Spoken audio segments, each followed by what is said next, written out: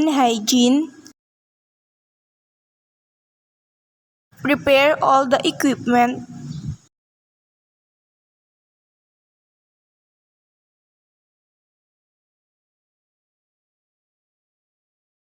Check test strip. Make sure the test strip are within their expiration date.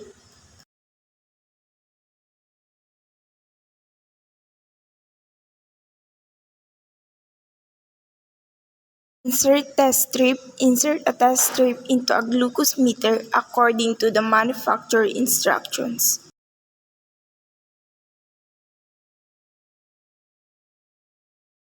Prepare lancet.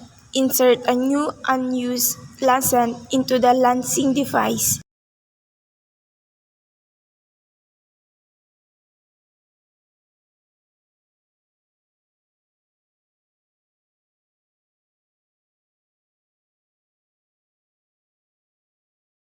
Clean the middle finger using tweezers and cotton balls.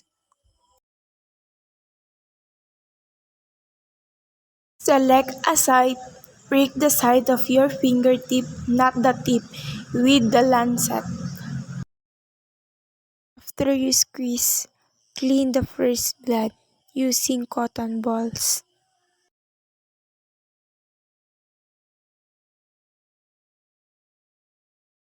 Obtain blood drop. Gently squeeze the fingertip to form a small blood drop. Apply blood to strip. Touch the edge of the test strip to the blood drop. Wait for the result.